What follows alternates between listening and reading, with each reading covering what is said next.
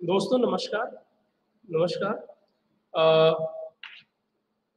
मैं Jayaprakash Verma, academic counsellor हूँ और हम लोग पिछले क्लास में चर्चा कर रहे थे जो है खासकर जो आपका ये पेपर है BECC 133 principle of macro economics, उसमें पिछले क्लास में हम लोगों ने जो है कीन्सियन थ्योरी ऑफ डिमांड की बात की थी और उसमें लास्ट लेक्चर इसी पे हुआ था कि कैसे जो है अर्थव्यवस्था में जो स्पेकुलेटिव डिमांड है वो होती है और तरलता जाल की समस्या कैसे आती है और उस तरलता जाल की समस्या के क्रम में कैसे जो है मॉनेटरी पॉलिसी पे क्वेश्चन मार्क आता है। तो उसी क्रम में आज का जो लेक्चर है उसी आगे उसी क्रम में है। तो आज जो लेक्चर है वो बेसिकली जो आपका ये paper principle of macro economics है उसमें जो मौद्रिक नीति के संबंध में है।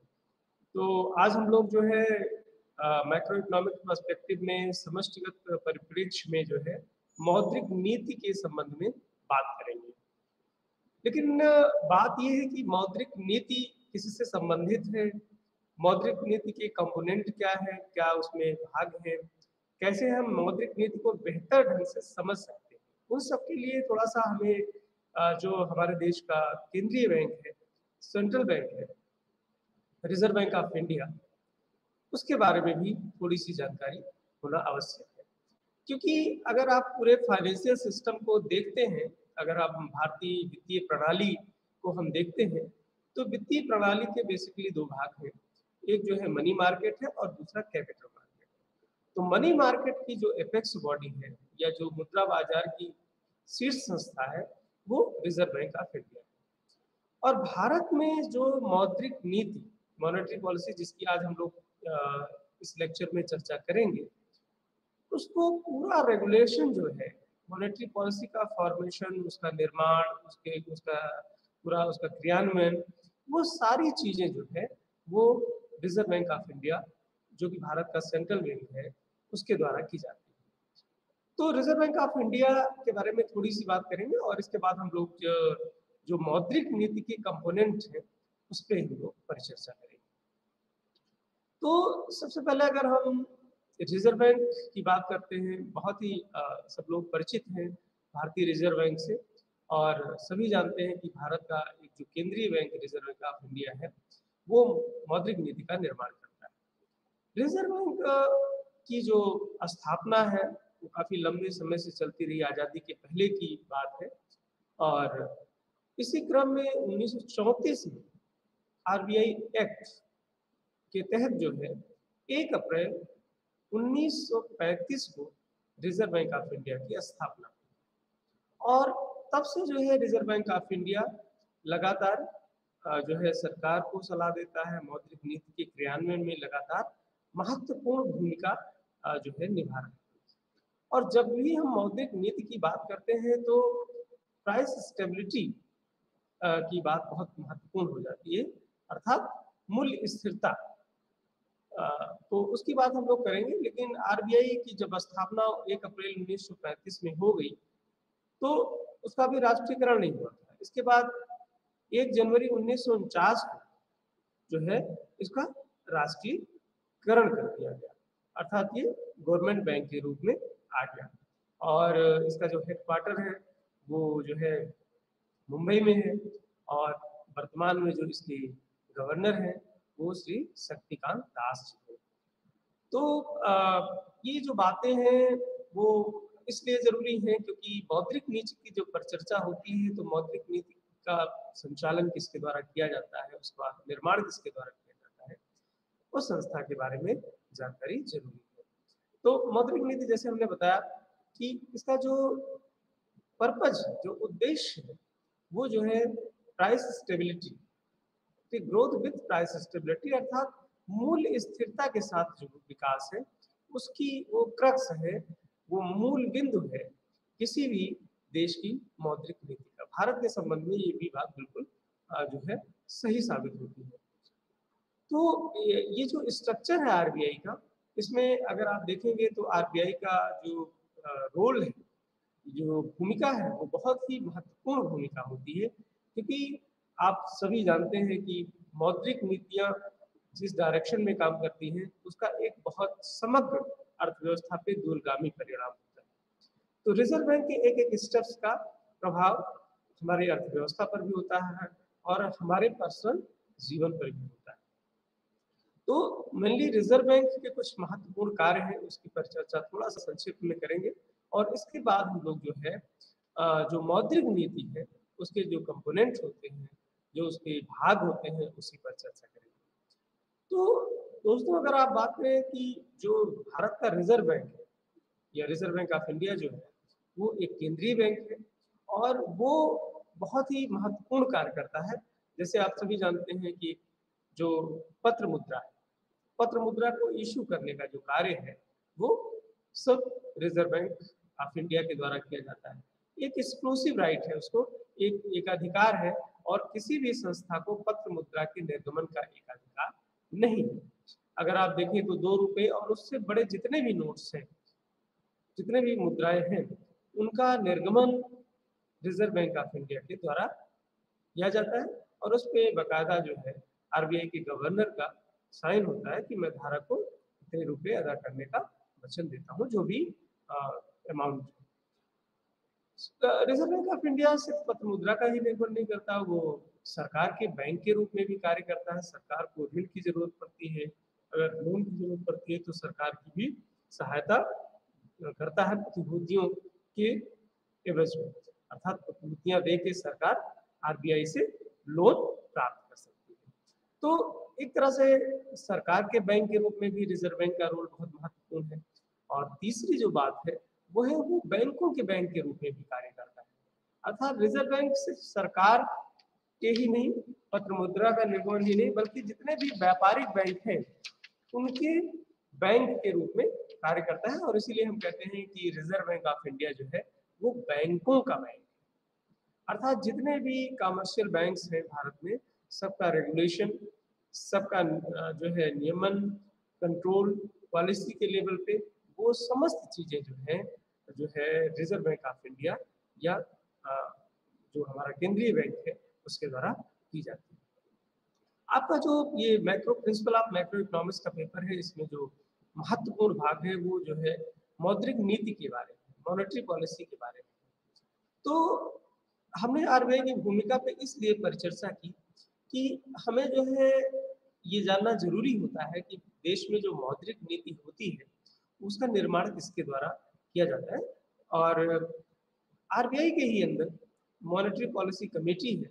अभी अगर आप न्यूज़पेपर आज का आपने पढ़ा होगा तो उसमें अभी कल ही उसकी मीटिंग हुई, 4 मई को, और उसकी जो रिपोर्ट आई उसमें जो है बहुत सारे चेंज किए गए रेट्स, तो उसकी बात हम लोग करेंगे। तो एक तरह से ओवरऑल जो रिव्यू देश की सिचुएशन है और कैसे हमें निर्णय लेना है, उन सब का जो है निर्धारण आरबीआई के द्वारा किया जाता है। और इसका जो उद्देश्य होता है वो होता है कि ग्रोथ विद प्राइस स्टेबिलिटी। ये एक मोटिव है कि मतलब मूल्य स्थिरता के साथ जो है विकास, ये मौद्रिक नीति का एक मूल मंत्र है। और इसी को ध्यान में रखकर आरबीआई अपनी मौद्रिक नीतियों को समय समय पर जो है अवलोकन करता है और उसमें कुछ संशोधन होते हैं, उसकी समीक्षा की जाती है और इसी तरह से सतत रूप से वो अर्थव्यवस्था में आगे कार्य करता है। तो ये तो बात हुई कि मॉनेटरी पॉलिसी को किसके द्वारा बनाया जाता है, किस कैसे लागू किया जाता है। अब जो मूल बात है भारत की जो मौद्रिक नीति है, हमने कहा उस मौद्रिक नीति के बहुत सारे कंपोनेंट हैं, अर्थात आरबीआई को हमने जब पेंशन सिस्टम की बात हम डिमांड की कर रहे थे, तो जो मुद्रा की पूर्ति है, जो मनी सप्लाई है, उसका पूरा जो नियंत्रण है वो रिजर्व बैंक ऑफ इंडिया के पास होता है। और कोई भी भारत में कोई संस्था को मुद्रा आपूर्ति का रेगुलेशन नहीं दिया गया है, अर्थात रिजर्व बैंक ऑफ इंडिया ने।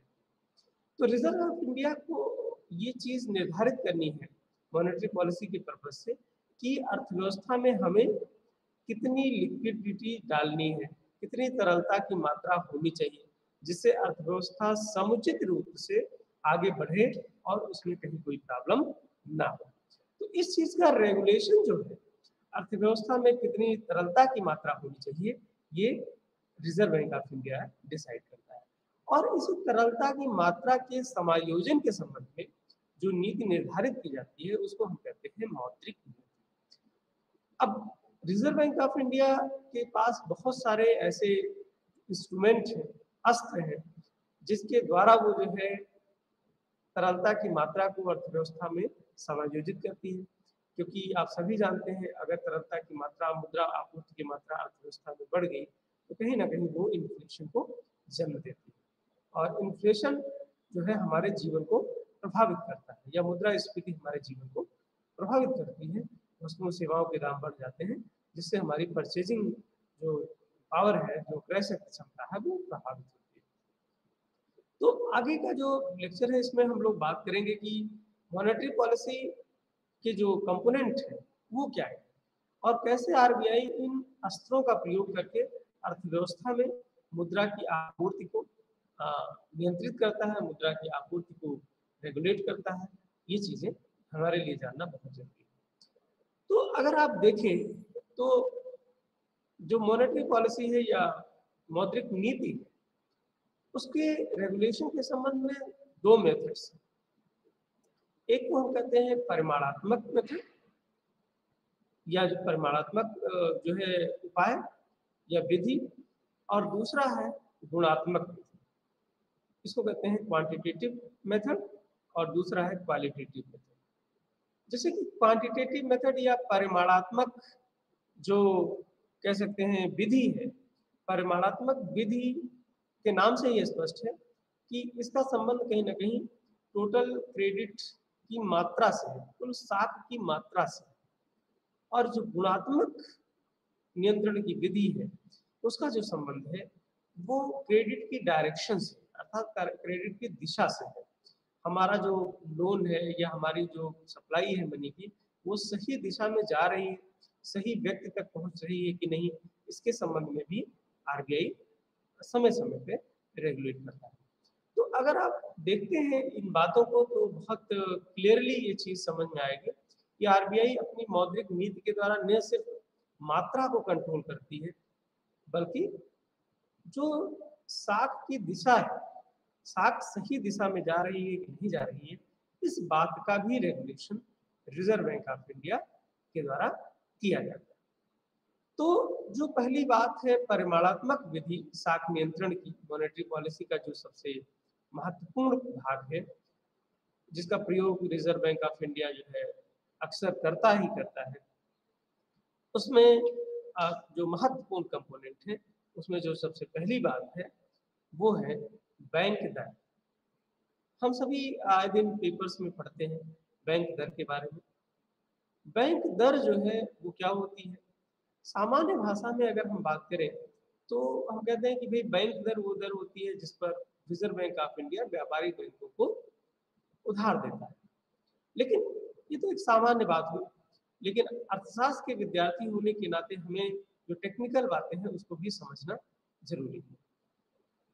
जनरली कहा जाता है कि जो बिल ऑफ एक्सचेंज होती है उसकी पुनर्कटौती जिस दर पर आरबीआई करती है वो बैंक दर होती है।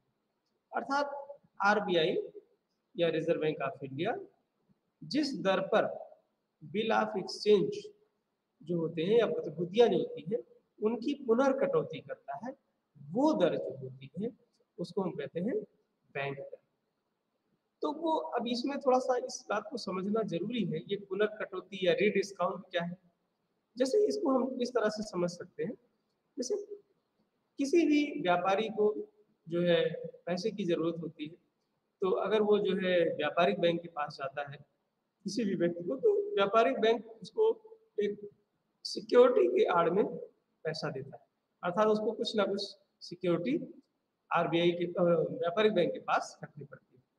अब मान लीजिए उस सिक्योरिटी का जो दाम है वो 100 रुपये है, तो पूरा 100 रुपये के बराबर व्यापारिक बैंक उस व्यक्ति को लोन नहीं देता, बल्कि उसकी कुछ डिस्काउंटिंग करता है।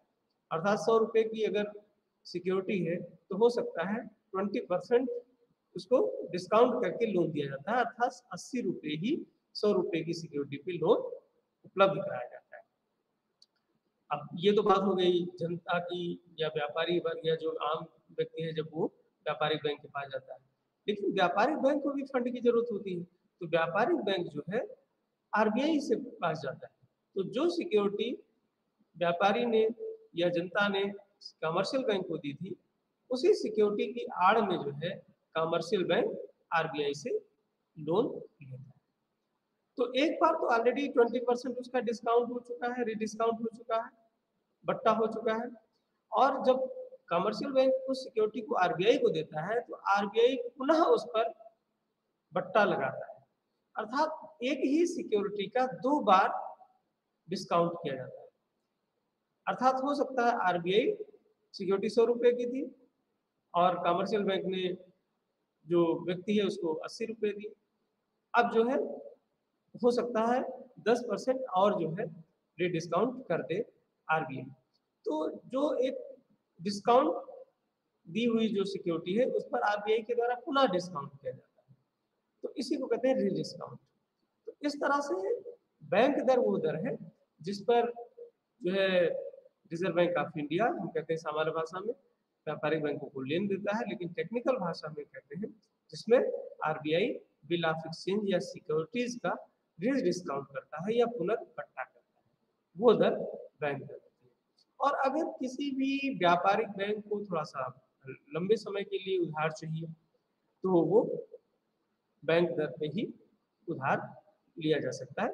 इस तरह से हम एक तरह से दीर्घकालीन उधारी दर के नाम से भी इसको जान सकते हैं या कह सकते हैं। तो अगर अर्थव्यवस्था में अब ये बात आती है कि ये मॉनेटरी पॉलिसी का जो कंपोनेंट है कैसे रेगुलेट करता है। आप सभी जानते हैं अगर अर्थव्यवस्था में जो है मुद्रास्फीति की स्थिति है, मुद्रास्फीति की स्थिति का मतलब है अर्थव्यवस्था में मनी सप्लाई बढ़ गई है, मुद्रा की पूर्ति बढ़ गई है, और जो मुद्रा की पूर्ति और जो जनरल प्राइस लेवल होता है वो प्रोपोर्शनल रिलेटेड होता है, अर्थात मुद्रा की पूर्ति बढ़ती है तो सामान्य मूल्य स्तर ऑटोमेटिकली बढ़ जाता है। तो ऐसी स्थिति में जो बैंक है आरबीआई है वो बैंक दर को बढ़ा देता है। तो बैंक दर सिर्फ एक लोन देने की दर नहीं है, ये दर जो है अर्थव्यवस्था में मुद्रा स्फीति और मुद्रा अपस्फीति, जिसको हम इन्फ्लेशन और डिफ्लेशन कहते हैं, उसको भी नियंत्रित करती है। तो अब अगर हमने कहा इन्फ्लेशन की स्थिति में बैंक दर बढ़ा दी जाती है आरबीआई के द्वारा, और जो अस्फीति है डिफ्लेशन है उस स्थिति में बैंक दर जो है घटा दी जाती है। ऐसा क्यों किया जाता है? ऐसा तरलता की मात्रा को बढ़ाने या घटाने के लिए किया जाता है। जैसे मुद्रास्फीति की स्थिति में तरलता की मात्रा को कंट्रोल करना है रिजर्व बैंक ऑफ इंडिया को, तो ऐसी स्थिति में रिजर्व बैंक ऑफ इंडिया क्या करता है, बैंक दर को बढ़ा देगा। तो ऐसी स्थिति में कमर्शियल बैंक जो आरबीआई से ऋण लेंगे वो महंगी हो जाएगी, और जब वो लोन महंगा लेंगे तो जनता को भी वो ऊंची ब्याज दर पर लोन मिलेगा, और इस तरह से जो इन्वेस्टमेंट है वो डिस्करेज होता है और ऊंची ब्याज दर पर, तो और जनता भी लोन नहीं ले पाती। तो इस तरह से मनी सप्लाई आप देखेंगे तो कंट्रोल होती है, और मनी सप्लाई कंट्रोल होने के साथ साथ जो दूसरी बात आती है मुद्रास्फीति भी कंट्रोल में आती है। तो एक वाच करता है रिजर्व बैंक ऑफ इंडिया पूरी अर्थव्यवस्था की सिचुएशन को और उसके हिसाब से निर्णय लेते हैं। इसी तरह से अस्फीति की स्थिति है तो मनी सप्लाई को बढ़ाना होता है, तो ऐसी स्थिति में आरबीआई बैंक दर को जो है कम कर देता है, जिससे जो है व्यापारिक बैंकों की जो है उधार लेने की क्षमता बढ़ जाती है, अर्थात ज्यादा उधार ले सकते हैं क्योंकि लोन सस्ता हो गया। तो बैंक दर जो है वो मॉनेटरी पॉलिसी में खासकर मौद्रिक नीति के परिमाणात्मक साख नियंत्रण में बहुत ही महत्वपूर्ण भूमिका अदा करता है। तो और ये कैसे अर्थव्यवस्था में कंट्रोल करता है मुद्रास्फीति की स्थिति को और अस्फीति की स्थिति को, इसकी चर्चा हम लोगों ने की। दूसरी जो बात है ये जो है आप परिमाणात्मक विधि में, वो है खुले बाजार की क्रिया, इसको हम कहते हैं ओपन मार्केट ऑपरेशंस।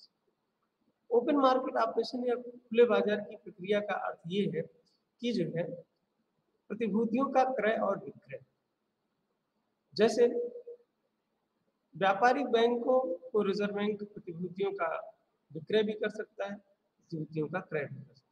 इसका भी प्रभाव सेम ऐसे ही होता है कि मुद्रा का संकुचन जो हो जाता है, अर्थात मनी सप्लाई जो है कम हो सकती है, मनी सप्लाई बढ़ सकती है।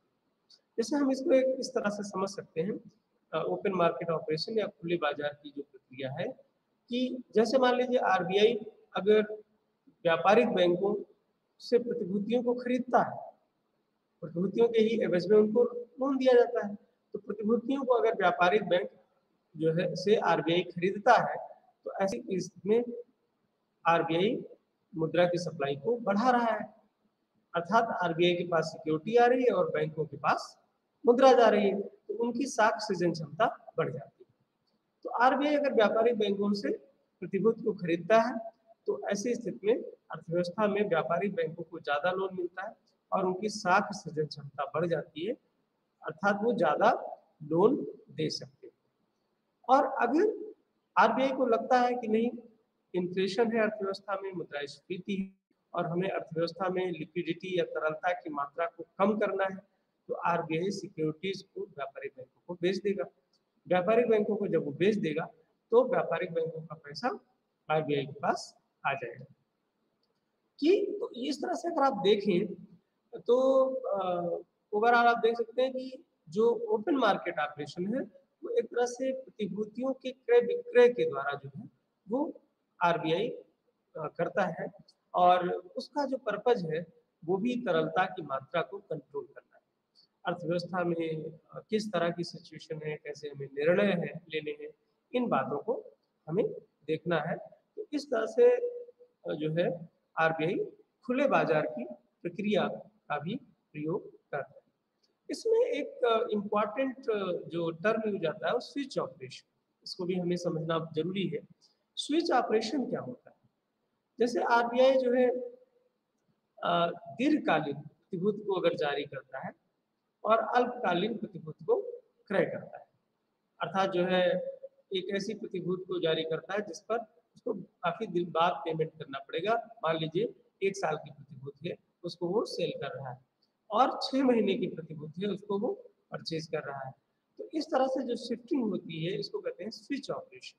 तो स्विच ऑपरेशन जो है एक तरह से आरबीआई के पास की तरलता की मात्रा को बढ़ाता है, और ये अर्थव्यवस्था में मौद्रिक नीति का बहुत ही महत्वपूर्ण कार्य है जो आरबीआई के द्वारा किया जाता है। तो ये टर्म भी समझना जरूरी था, क्योंकि switch operation open market operation का ही एक बहुत ही महत्वपूर्ण भाग है, जिससे आरबीआई जो है तरलता की मात्रा को नियंत्रित करता है।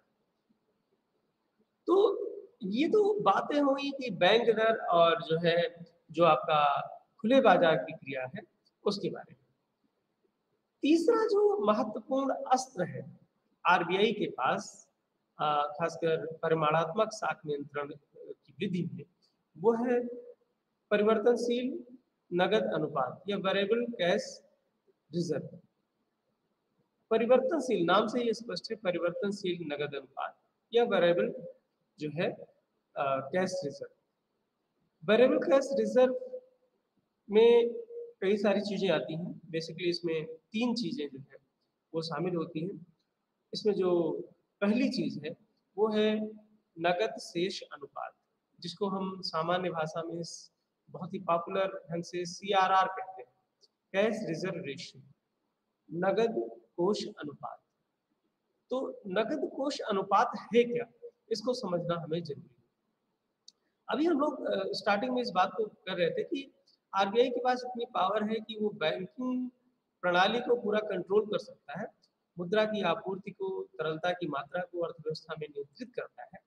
और उसी क्रम में जब सीआरआर की बात आती है, नगद कोष अनुपात, वो भी एक बहुत ही महत्वपूर्ण अस्त्र है आरबीआई के पास, जो मुद्रा की तरलता को कंट्रोल करता है।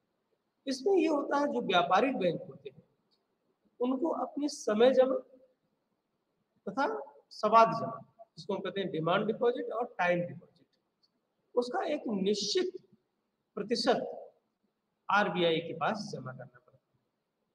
अब वो प्रतिशत क्या होगा उसके बारे में समय समय पर परिवर्तन होते रहते हैं, लेकिन ये है कि 3 से 15% उसका जो वेरिएशन रखा गया है, वो रखा गया है कि आरबीआई व्यापारिक बैंकों को बाध्य कर सकता है कि 3 से 15% जो भी रेट हो उस समय उस रेट पर मांग जमा और सावधि जमा अर्थात जो डिमांड डिपॉजिट है और जो टाइम डिपॉजिट है उसका 1% आरबीआई के पास रखना आवश्यक है, मैंडेटरी। तो ये चीज जो है आरबीआई क्यों करता है? वो आरबीआई इसलिए करता है क्योंकि वो अर्थव्यवस्था में मुद्रा की आपूर्ति को नियंत्रित कर सके। अब इसका प्रभाव कैसे होता है इसको आप समझ सकते हैं। जैसे अगर अर्थव्यवस्था में मुद्रास्फीति की स्थिति है, ज्यादा मुद्रा अर्थव्यवस्था में आ गई तो सीआरआर की दर को आरबीआई बढ़ा देगा। सीआरआर की दर जब बढ़ जाएगी तो ज्यादा शेष व्यापारी बैंकों को आरबीआई के पास रखना पड़ेगा और जब ज्यादा शेष रखना पड़ेगा तो उनके उधार देने की क्षमता या उनके क्रेडिट क्रिएशन की जो क्षमता है, साख सृजन की जो क्षमता है वो कम हो जाएगी। तो इस तरह से जब उनके साख सृजन या उधार देने की क्षमता कम हो जाएगी तो वो उधार कम दे पाएंगे और अल्टीमेटली अर्थव्यवस्था में मुद्रा की जो आपूर्ति है वो नियंत्रित हो जाएगी। तो और इसी तरह से अगर अर्थव्यवस्था में आरबीआई चाहता है कि हमें ज्यादा लिक्विडिटी डालनी है, अविस्फीति की स्थिति है, तो आरबीआई सीआरआर को कम कर देगा। कम कर देने से ये फायदा है कि लोन ज्यादा क्रेडिट मतलब ज्यादा अमाउंट जो है व्यापारिक बैंकों के पास रहेगा और उनकी साख सृजन की क्षमता या उधार देने की क्षमता बढ़ जाएगी। तो ये एक नगद कोष अनुपात जो है बहुत ही महत्वपूर्ण अस्त्र है जिसका भी आरबीआई समय समय पर प्रयोग करता है। अभी हम लोग बात कर रहे थे कि 3 से और 15% के बीच में ये वेरिएशन हो सकता है, लेकिन नचिकेता मोर समिति ने सिफारिश की थी कि नहीं जो है इसको हटा देना चाहिए, ये कोई वेरिएशन परसेंटेज का नहीं हो सकता चाहिए 3 और 15 के बीच में। तो नचिकेता मोर कमेटी की रिकमेंडेशन के आधार पर ये चीजें आगे की जा रही है। वेरिएबल रिजर्व रेशियो में जो है या परिवर्तनशील जो है अनुपातों में जो दूसरी महत्वपूर्ण बात है वो है इंक्रीमेंटल कैश रिजर्व रेशियो या वृद्धिमान नगद कोष अनुपात। अभी हम लोग नगद कोष अनुपात की बात कर रहे थे, ये वृद्धिमान नगद कोष अनुपात है। वृद्धिमान नगद कोष अनुपात का क्या मतलब है? जब हम कहते हैं एक बार नगद कोष अनुपात की बात कर चुके हैं तो क्या है उसका अर्थ ये है कि किसी समय विशेष में अगर व्यापारिक बैंकों के पास मुद्रा की पूर्ति बढ़ जाती है तो आरबीआई को ये पावर होती है कि जो आधिक्य है, जो सरप्लस है, उसको व्यापारिक बैंकों से कहे कि आप इसको हमारे पास रखिए। ये आरबीआई की पावर होती है। जैसा कि आप एग्जांपल देख सकते हैं, जैसे जब नोटबंदी के समय ऐसा हुआ, व्यापारिक बैंकों के पास जो है तरलता की मात्रा बढ़ी तो व्यापारिक बैंक से आरबीआई ये जो है एक निश्चित समय के लिए उस आधिक्य मुद्रा को अपने पास रख सकता है। तो इंक्रीमेंटल कैश रिजर्व रेशियो का जो पर्पज है वो यही है कि जो कंट्रोल है व्यापारिक बैंकों के ऊपर वो आरबीआई का बना रहे, अर्थात जो एक्सेस मनी है वो कहीं ऐसा ना हो कि अर्थव्यवस्था में लोन के रूप में या किसी और रूप में चली जाए और मुद्रास्फीति की समस्या अर्थव्यवस्था में उत्पन्न हो जाए। तो इस चीज को भी आरबीआई जो है इस पॉलिसी के द्वारा, मॉनेटरी पॉलिसी के द्वारा कंट्रोल करता है। तो ये भी चीज जो इंक्रीमेंटल कैश रिजर्व रेशियो है ये भी बहुत ही महत्वपूर्ण है एक तरह से मॉनेटरी पॉलिसी के कंपोनेंट। और जो इसमें तीसरा जो महत्वपूर्ण अस्त्र है वो है एसएलआर, उसको कहते हैं संविधिक तरलता अनुपात। संविधिक तरलता अनुपात का मतलब है स्टैच्यूटरी जो है लिक्विडिटी रेशियो। इसका अर्थ ये है कि हर व्यापारिक बैंक को अपने पास रिजर्व बैंक के अनुदेशों के अनुसार नगद, सोना या विदेशी मुद्रा या प्रतिभूति के रूप में एक निश्चित प्रोपोर्शन रखना पड़ता है। अब यहाँ पे इस अंतर को समझना जरूरी है। सीआरआर में भी एक निश्चित प्रोपोर्शन रखना पड़ता था समय जमा और मांग जमा का, एसएलआर में भी रखना पड़ता है। दोनों में अंतर क्या है? एसएलआर को हमने बताया कि वो जो है जैसे सीआरआर डिमांड डिपॉजिट और टाइम डिपॉजिट का एक निर्धारित प्रतिशत है और एसएलआर जो है वो नगद, सोना, विदेशी मुद्रा या प्रतिभूति के रूप में रखा जा सकता है। जहां सीआरआर को व्यापारिक बैंकों को आरबीआई के पास रखना पड़ता है, वहीं एसएलआर की जो मात्रा है उसको व्यापारिक बैंक अपने पास ही रखते हैं, लेकिन वो मैंडेटरी है, उसको उनको रखना ही रखना है। आरबीआई इसका जो है निरीक्षण भी करता रहता है। इससे अर्थव्यवस्था में क्या होगा, जब एसएलआर की मात्रा ऊंची होगी तो व्यापारिक बैंकों की साख सृजन की क्षमता कम हो जाएगी, उनकी लोन देने की क्षमता कम हो जाएगी। तो प्रभाव सेम वही पड़ता है जो सीआरआर का पड़ता है, लेकिन अर्थव्यवस्था में ओवरऑल मनी को कंट्रोल करने के लिए ये आरबीआई के कई सारे अस्त्र हैं जिसका समय समय पर आरबीआई प्रयोग करता रहता है। अर्थात साख की मात्रा को कंट्रोल करने के लिए आरबीआई एसएलआर का भी प्रयोग करता है। तो ये बात समझना जानना बहुत जरूरी है कि उसका इम्पैक्ट एक पड़ता है, लेकिन अस्त्र कई सारे हैं। अगर आरबीआई को लगता है कि मनी सप्लाई ज़्यादा हो गई है तो वो एक साथ कई अस्त्रों का भी प्रयोग अर्थव्यवस्था में मनी सप्लाई को कंट्रोल करने के लिए किया कर सकता है। जैसे कि हमने कहा इंक्रीमेंटल कैश रिजर्व रेशियो है, उसमें आरबीआई के पास जो सरप्लस है उसको रखना ही रखना पड़ता है। तो ये सारे अस्त्र हैं। तो ये एक तरह से जो परंपरागत अस्त्र हैं आरबीआई के पास वो सारी चीजें हैं। और तरलता समायोजन सुविधा, तरलता अवशोषण के कुछ अस्त्र हैं जिसको हम कहते हैं लिक्विडिटी एब्जॉर्प्शन जो इंस्ट्रूमेंट है, उसमें अगर आप देखें तरलता समायोजन सुविधा जो है उसमें लिक्विडिटी एडजस्टमेंट फैसिलिटी, उसमें दो चीज़ों का बहुत ही जो है इम्पोर्टेंट रोल है, आप लोग आए दिन पेपर्स में पढ़ते होंगे, जिसमें एक चीज़ है रिपो रेट और दूसरा है रिवर्स रिपो रेट, अर्थात उल्टा रिपो रेट या प्रतिक्रम रिपो रेट।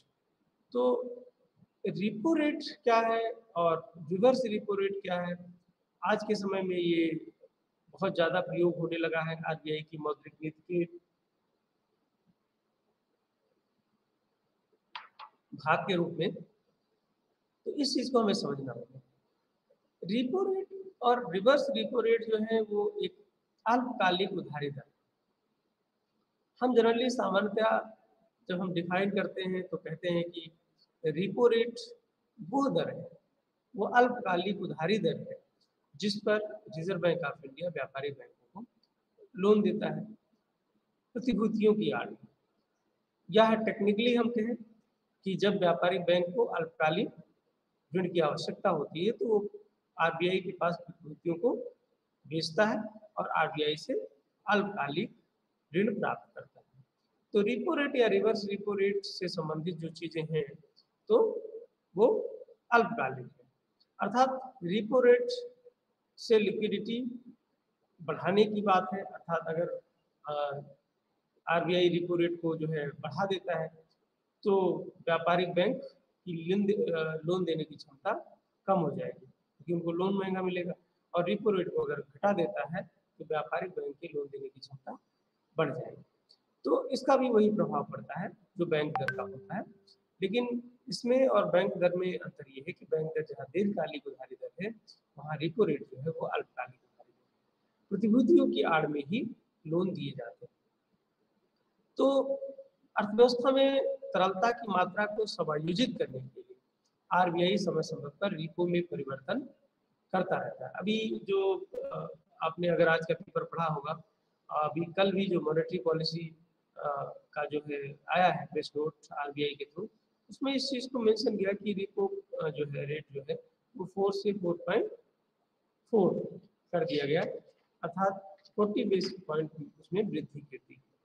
तो ये का भी प्रभाव, इस चीज़ का भी प्रभाव बहुत ज़्यादा होता है। और एमसीएलआर जिसकी चर्चा हम लोग करेंगे वो भी रिपो रेट से कनेक्ट है, जिससे हमारे जो लोन्स हैं, हाउस लोन है, जो भी लोन हम लेते हैं उस पर भी उनका प्रभाव पड़ता है। रिवर्स रिपो रेट क्या है? रिवर्स रिपो रेट वो दर है जिस पर आरबीआई व्यापारिक बैंकों से अल्पकालिक उधार लेता है। रिपो रेट में उधार देता है, रिवर्स रिपो रेट में उधार लेता है, अर्थात आरबीआई व्यापारिक बैंकों को प्रतिभूतियों को बेचता है और उनसे मात्रा पैसे की उधार लेता है। इसका जो प्रभाव होगा वो अर्थव्यवस्था में मुद्रा स्फीति को कंट्रोल करने के लिए होगा। अर्थात जब आरबीआई बैंकों से, व्यापारिक बैंकों से पैसा उधार ले लेगा तो व्यापारिक बैंकों के पास लिक्विड मनी कम होगी और उनकी उधार देने की जो क्षमता है अर्थव्यवस्था में वो प्रभावित होगी। तो रिपो रेट और रिवर्स रिपो रेट जो है वो एक तरह से कह सकते हैं कि ये दोनों का जो उद्देश्य है वो अल्पकालिक उधारी दर से ही संबंधित है और जो ये भी अस्त्र के रूप में आरबीआई की काम करता है, जिसका जो इम्पैक्ट है वो ये है कि अर्थव्यवस्था में लिक्विडिटी की मात्रा को कंट्रोल। तो ये तो बात हुई तरलता जो है समायोजन की जो विधियां हैं उसमें रिपो रेट और रिवर्स रेट, इसका प्रयोग बहुत ज़्यादा आरबीआई ने हाल के वर्षों में किया है। रिपो रेट में भी बहुत परिवर्तन हुआ है, इसी के आधार पे सारे डिसीजंस आ रहे हैं। बैंक दर में उतना परिवर्तन नहीं हुआ जितना कि रिपो दर में हुआ है। इसी क्रम में अगर हम बात करें तो अगर आप देखें तो तरलता अवशोषण के जो कुछ अन्य तरीके हैं, अन्य तरीकों में जो हम कह सकते हैं सीमांत अस्थायी सुविधा, मार्जिनल स्टैंडिंग फैसिलिटी जो हम कह सकते हैं एमएसएफ कहते हैं, सीमांत अस्थायी सुविधा। सीमांत अस्थायी सुविधा भी एक तरह से बहुत ही अल्पकालिक ओवरनाइट लोन के लिए होती है। इसमें अगर बहुत ही अल्पकालिक दर पर बहुत ही अल्प समय के लिए व्यापारिक बैंकों को जो है आरबीआई से लोन चाहिए तो वो इस सुविधा का प्रयोग कर सकता है। अर्थात लिक्विडिटी ओवरनाइट जो है रेट कहते हैं इसको, कि बहुत कम समय के लिए जो है उधार प्राप्त कर सकता है रिजर्व बैंक ऑफ इंडिया। अगर कोई ऐसी क्राइसिस आ गई कि व्यापारिक बैंक को तुरंत पैसा चाहिए, ठीक है, तो उसको जो है रिजर्व बैंक पैसा उपलब्ध करा देता है, अर्थात मुद्रा उपलब्ध करा देता है और इसीलिए इसको ओवरनाइट रेट भी कहते हैं। ओवरनाइट रेट जो है मार्जिन स्टैंडिंग फैसिलिटी जो है उसका जो ब्याज दर है वो रिपो रेट से जनरली 1% ज़्यादा होता है, क्योंकि बहुत ही अति अल्पकाल के कहते हैं, अति अल्पकाल के लिए जो है वो मुद्रा की व्यवस्था उपलब्ध कराता है। जब कोई इमरजेंसी या कोई ऐसी सिचुएशन होगी, अर्जेंट सिचुएशन होगी, आरबीआई को पैसे की जरूरत होगी, तो वहाँ पे ब्याज दर की मात्रा थोड़ी सी ज़्यादा तो स्वाभाविक सी बात तो इस पे होती है। इसी तरह से कुछ और मेजर्स हैं जिसमें स्टैंडिंग डिपॉजिट फैसिलिटी है। उर्जित पटेल जो आरबीआई के गवर्नर हैं, उनकी जो है सिफारिश पर उनकी समिति की, उनकी अध्यक्षता में एक समिति बनी हुई थी जो जिसकी सिफारिश पर जो है स्टैंडिंग डिपॉजिट फैसिलिटी लागू हुई है। बाजार स्थिरीकरण स्कीम भी जो है एक मॉनेटरी पॉलिसी का, खासकर परिमाणात्मक साख नियंत्रण का एक बहुत महत्वपूर्ण जो है मेथड है।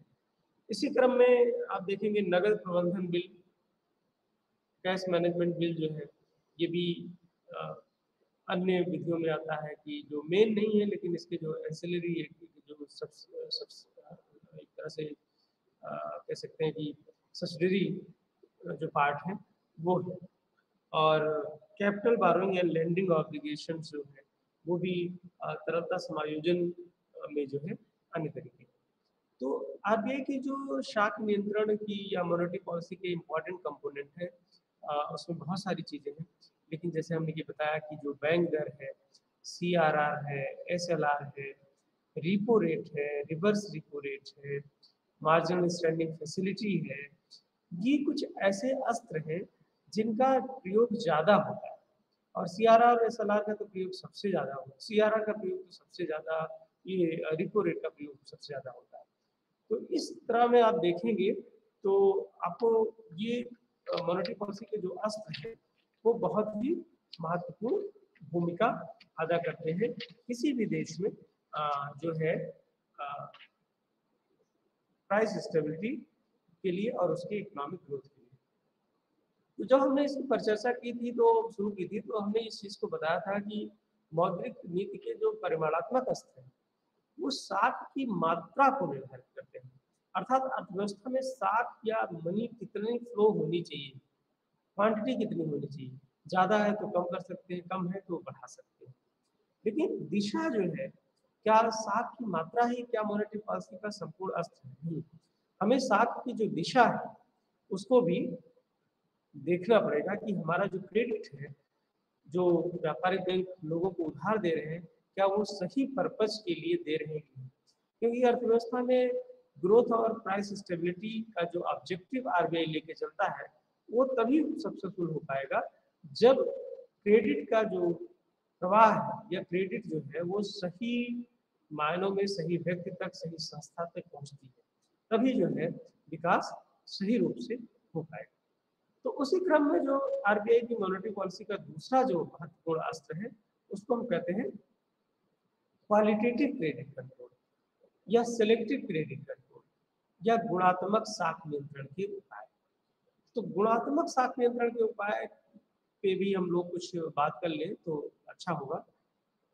जो गुणात्मक साख नियंत्रण के उपाय हैं, उसमें सबसे जो महत्वपूर्ण बात सबसे पहली है, वो है मार्जिन या न्यूनतम सीमा का निर्धारण। अर्थात अगर कोई भी व्यक्ति ये जो है व्यापारिक बैंक से लोन लेता है या व्यापारिक बैंक आरबीआई से लोन लेती है, तो उसमें एक मार्जिन रखी जाती है। कोई भी प्रतिभूति है, कोई प्रतिभूति 100 रुपए की है, तो उसमें 100 रुपए के बराबर लोन नहीं दिया जाता है। वो मार्जिन आरबीआई के द्वारा डिसाइड की जाएगी कि उस पर 20% मार्जिन होगा, 30% होगा, कि जो है 25% होगा। अर्थात उस मार्जिन के बराबर लोन नहीं मिलेगा। 100 रुपए की प्रतिभूति पर अगर 25% मार्जिन है तो सिर्फ 75 रुपए ही लोन मिलेगा। ये मार्जिन की जो मात्रा है वो लोन के डायरेक्शन पे भी तय होती है। अर्थात जो लोन किस व्यक्ति को जा रहा है, किस समूह को जा रहा है, किस पर्पज के लिए जा रहा है। अगर आरबीआई को लगता है कि बहुत सोशल कॉज में जा रहा है, बहुत अच्छे पर्पज के लिए जा रहा है, तो मार्जिन की सीमा को वो घटा सकती है। और अगर लगता है कि नहीं, जो है ये एक कॉमर्शियल यूज के लिए जा रहा है, तो मार्जिन की सीमा को बढ़ा सकती है। तो मार्जिन जो है का निर्धारण या एक न्यूनतम सीमा का निर्धारण सिलेक्टिव क्रेडिट कंट्रोल में या क्वालिटेटिव क्रेडिट कंट्रोल में एक महत्वपूर्ण भूमिका निभाता है, जिससे एक तरह से सही डायरेक्शन में क्रेडिट का फ्लो हो, ये भी जरूरी है। अर्थात मात्रा भी सही हो और दिशा भी सही हो। और अगर दोनों चीजें सही हैं तो ग्रोथ विद प्राइस स्टेबिलिटी का जो कॉन्सेप्ट है वो बहुत अच्छे से लागू हो सकता है। और इस तरह से मॉनिटरिंग करता है आरबीआई अपने इन सभी अस्त्रों के द्वारा अर्थव्यवस्था का, कि कहीं कोई जो है अनावश्यक परेशानी न उत्पन्न हो जाए। दूसरा जो है इसमें जो मापदंड है वो साख जो है, साख मापदंड का निर्धारण। साख मापदंड का निर्धारण का मतलब है कि आरबीआई पूरी तरह से लोन देने की पावर बैंकों पर, व्यापारिक बैंकों पर ही नहीं छोड़ देता है। आरबीआई व्यापारिक बैंकों पे थोड़ा रेगुलेशन भी देता है। जैसे वाणिज्यिक बैंकों को नए उधारदाताओं को कितना ऋण देना है, और जो विद्यमान लोग हैं जो ऑलरेडी उधार ले सकते हैं, ले चुके हैं, उनको क्रेडिट का अगर एक्सपेंशन करवाना है तो कितना करना है, वो आरबीआई की नीतियों के द्वारा जो है डिसाइड होता है। अर्थात कोई भी बैंक अपने मन से चीजों को लागू नहीं कर सकता। वो आरबीआई का कंट्रोल उस पर होता है कि जो एग्जिस्टिंग कस्टमर हैं उनको अगर साथ विस्तार चाहिए, ज्यादा लोन चाहिए, तो उनको कितना दिया जा सकता है। जो नए कस्टमर्स बन रहे हैं, नए उधार लेने लोग आ रहे हैं, उनको कितना क्रेडिट देनी चाहिए, ये चीज जो है आरबीआई समय समय पर डायरेक्शंस देता है जो हमारे व्यापारिक बैंक उनको।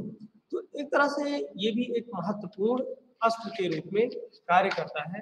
अर्थात जो साख मापदंड का निर्धारण ये आरबीआई करता है, समय समय पर इसमें परिवर्तन करता है, कि जिससे लोन का जो उद्देश्य, लोन का जो क्रेडिट का उद्देश्य, क्रेडिट का जो मात्रा जा रही है अर्थव्यवस्था में, उसका सही उपयोग हो, सदुपयोग हो, ऐसा ना कोई उसका मिसयूज ना कर पाए। इसी तरह से विभेदात्मक ब्याज की दरें हैं, डिफरेंशियल रेट ऑफ इंटरेस्ट है, अर्थात ये भी एक गुणात्मक साख नियंत्रण का महत्वपूर्ण अस्त्र है। जैसे लोन का पर्पज क्या है? लोन का पर्पज जैसे अभी हमने कहा कोई सोशल कॉज है, कोई लोगों के लिए कार्य करना है, कम्युनिटी डेवलपमेंट का कोई कार्य है, तो उसके लिए ब्याज दरें कम होती है। और अगर लोन का पर्पज कॉमर्शियल है, कोई इन्वेस्टमेंट पर्पज का है, तो उसमें ब्याज की दरें ज़्यादा हो सकती है। तो आरबीआई इस तरह से विभेदक ब्याज की दरों को भी निर्धारित करके अर्थव्यवस्था में क्रेडिट के फ्लो को सही डायरेक्शन में ला सकता है। अर्थात आरबीआई को लगता है कि अगर ये लोन कमर्शियल पर्पज के लिए या जो है स्पेकुलेटिव पर्पज के लिए यूज हो सकता है, तो उस पर भी वो पूरा कंट्रोल रखता है। तीसरी जो नेक्स्ट जो बात है क्वालिटेटिव क्रेडिट कंट्रोल में या सिलेक्टिव क्रेडिट कंट्रोल में या गुणात्मक साख नियंत्रण में, वो है नैतिक दबाव। आरबीआई सिर्फ डिक्टेटरशिप की तरह कार्य नहीं करता, वो सारे व्यापारिक बैंकों का एक तरह से लीडर है और सारे व्यापारिक बैंकों को साथ लेके कार्य करता है, क्योंकि व्यापारिक बैंकों को साथ लेके कार्य करने से ही अर्थव्यवस्था में प्रगति आती है। तो वहाँ पे आरबीआई व्यापारिक बैंकों को जो है समझाता है, उनको ये पर्सनल्स की ट्रेनिंग कराता है, उनको अवेयर करता है कि भाई ये जो पॉलिसीज हैं उसको आप अपने यहाँ सही ढंग से लागू करिए, क्योंकि जो डायरेक्ट कनेक्शन जनता का है वो आरबीआई से तो है नहीं, वो जनता का जो कनेक्शन है वो डायरेक्ट कमर्शियल बैंक से है मैक्सिमम केसों में। तो इसलिए कमर्शियल बैंक का जो फीडबैक होगा वो जनता तक पहुंचेगा। तो आरबीआई समय समय पर उनकी काउंसलिंग करता है, उनको थोड़ा सा नैतिक मापदंडों की याद दिलाता है कि भाई आप सही डायरेक्शन में क्रेडिट को दीजिए, हमारी पॉलिसीज को सही ढंग से लागू करिए, मतलब कहीं कोई जो है डिस्क्रिमिनेशन किसी लेवल पे ना हो।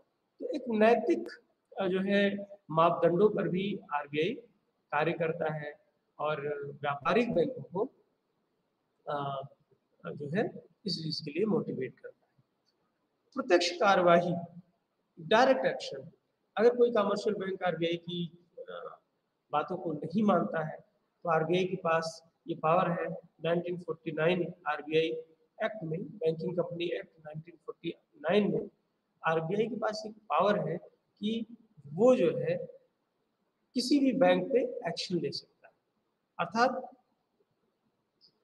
लेन देन की जो श्रेणियां हैं उसमें जो है कितना लेन देन हुआ, अगर कुछ लेन देन गलत पाए जाते हैं तो उस पर डायरेक्ट कार्यवाही कर सकता है। तो एक तरह से ये एक बहुत ही रेगुलेटरी पावर है आरबीआई की व्यापारिक बैंकों के ऊपर। तो प्रत्यक्ष कार्यवाही के द्वारा भी ये क्रेडिट के फ्लो को, क्रेडिट की दिशा को, सही दिशा को जो है निर्धारित करता है। साख की राशनिंग, साख की राशनिंग का मतलब होता है कि जो क्रेडिट है, जब कभी ऐसा हुआ कि आरबीआई जो अर्थव्यवस्था की संपूर्ण जो लोन की मात्रा है उसको पूरा नहीं कर पा रहा है, लोन की डिमांड बहुत ज़्यादा है, तो आरबीआई के पास ये पावर कर देता है कि हर बैंक को कितनी क्रेडिट दी जाए, कितना क्रेडिट ट्रांसफर किया जाए। मतलब बैंक अगर बहुत ज़्यादा डिमांड करते हैं, अगर आरबीआई को लगता है कि उनकी सारी डिमांड को पूरी नहीं कर सकते हैं, तो एक हमें जो है लिमिटेशंस तो बनाना पड़ेगा। तो आरबीआई इस पावर के तहत जो है एक मात्रा निर्धारित कर दी जाती है कि किस बैंक को कितना कितना क्रेडिट दिया जाएगा। ये भी एक साख की राशनिंग, ये बहुत ही क्रेडिट जो एक डायरेक्शन है उसकी दिशा में कार्य करती है। अब किसी बैंक ने अच्छे से कार्य किया है, आरबीआई के रेगुलेशंस के अनुसार काम किया है, तो उसको क्रेडिट की जो लिमिट है वो बढ़ाई जा सकती है। किसी ने सेटिस्फैक्ट्री काम नहीं किया तो क्रेडिट की लिमिट को कम की जा सकती है। एक साख स्वीकृत योजना थी, इसका भी एक सीमा के ऊपर जो है अगर किसी भी व्यापारिक बैंक को लोन देना है तो आरबीआई की अनुमति आवश्यक थी। अर्थात व्यापारिक बैंक ऐसा नहीं कि लोन की अधिकतम मात्रा जितना किसी बिजनेसमैन को रिक्वायरमेंट है वो दे सकता है, नहीं। उस लोन को सैंक्शन करने की पूर्व अगर मात्रा ज़्यादा है, एक निश्चित मात्रा से ऊपर है, तो आरबीआई से व्यापारिक बैंकों को अनुमति लेनी पड़ती है। तो इस तरह से स्वास्थ्य स्वीकृत योजना थी जो अब खत्म कर दी गई है, और 88 में ही आरबीआई ने इसको खत्म कर दिया, और उसके आधार पर जो है क्रेडिट मॉनिटरिंग अरेंजमेंट सीएमए लागू की गई, लेकिन इस समय जो है 16 दिसंबर 97 में इसे भी खत्म कर दिया गया। तो लेकिन इसको जानना इसलिए जरूरी है कि परिमाणात्मक के साथ जो गुणात्मक साख नियंत्रण है, उसके जो इंस्ट्रूमेंट है उसमें सीएमए और क्रेडिट ऑथराइजेशन स्कीम दोनों का बहुत ही महत्वपूर्ण रोल रहा है शुरुआत के दिनों में। तो ये जो बातें हैं, हम लोगों ने आज मॉनेटरी पॉलिसी के विभिन्न कंपोनेंट की बात की, इसमें परिमाणात्मक शाख नियंत्रण, गुणात्मक शाख नियंत्रण की पर चर्चा की, और अभी हमने आपको बताया कि कैसे आरबीआई अर्थव्यवस्था में तरलता की मात्रा को कंट्रोल करता है। अभी अगर आप कल आरबीआई के जो है वेबसाइट पे देखें, तो अभी 4 मई को ही जो मॉनेटरी पॉलिसी के संबंध में निर्णय आया है, उसमें कुछ जो है दरें बदलाव की गई हैं। तो आपको ये जानना जरूरी है कि वर्तमान में ये सब दरें कितनी हैं। जैसे अभी जो कल ही जो रिपो रेट चेंज किया गया 40 बेसिक पॉइंट, 40 बेसिक पॉइंट में, तो रिपो रेट की जो वर्तमान दर है, ये मैं बिल्कुल आपको करंट इंफॉर्मेशन दे रहा हूँ आरबीआई की वेबसाइट से, और जो वर्तमान में इस समय रिपो दर है वो 4.40। रिपो रेट का क्या कार्य होता है? अल्पकालीन उधारी दर है, हम लोग अभी चर्चा कर चुके हैं, और इसमें अगर रिपो रेट बढ़ा दी जाती है तो तरलता की मात्रा अर्थव्यवस्था में कम हो जाएगी। तो इसको अभी बढ़ा दिया गया 4.40% जो है ये कर दिया गया। स्टैंडिंग डिपॉजिट फैसिलिटी रेट अभी हम लोग जो बात कर रहे थे, तो उसको 4.15 कर दिया गया। 4.15 स्टैंडिंग डिपॉजिट फैसिलिटी रेट को कर दिया गया। मार्जिनल स्टैंडिंग फैसिलिटी जो है, जो एनएसएफ रेट है वो 4.65 है, 4.65। बैंक रेट आज जो है वो है 4.65, ये भी है, और जो बैंक रेट और मार्जिनल स्टैंडिंग फैसिलिटी रेट दोनों बराबर है 4.65, और जो रिवर्स रिपो रेट है वो जनरली 3.35। सीआरआर की जो दर है वो 4% है इस समय। अगर आप देखेंगे सीआरआर की दर तो वो 4% के आसपास है। एसएलआर, जो एसएलआर की बात अभी हम लोग कर रहे थे कि व्यापारिक बैंकों को अपने पास सोना प्रतिभूतियों के रूप में या विदेशी मुद्रा के रूप में नगद रखना पड़ता है, तो वो दर जो है एसएलआर की दर वो जो है इस समय 18%, 18% कर दी गई, और जो एमसीएलआर है वो 6.50। तो ये अभी करंट की आज की डेट में जो विभिन्न दरें हैं जो आरबीआई ने निर्धारित की है, उसके बारे में बात है। अगर आप ओवरऑल हम लोग पर्सपेक्टिव में देख रहे थे, इसके पहले वाले लेक्चर में जो कीन्सियन सिस्टम था, जो मॉनेटरी पॉलिसी है और जो है फिस्कल पॉलिसी, अर्थव्यवस्था के सुचारू रूप से संचालन के लिए दोनों का बहुत महत्वपूर्ण जो है रोल है। और मॉनेटरी पॉलिसी के साथ जो फिस्कल पॉलिसी है, अगर हम उसको अच्छे से कंबाइन करके इम्प्लीमेंटेशन करें, अर्थात सरकार और रिजर्व बैंक दोनों की नीतियों को, तो अर्थव्यवस्था में काफ़ी कुछ समस्याएं अच्छे से सॉल्व की जा सकती हैं, और अर्थव्यवस्था का जो एक समग्र विकास, ग्रोथ विद प्राइस स्टेबिलिटी की बात है, वो प्राप्त की जा सकती है। दूसरी जो बात है कि आरबीआई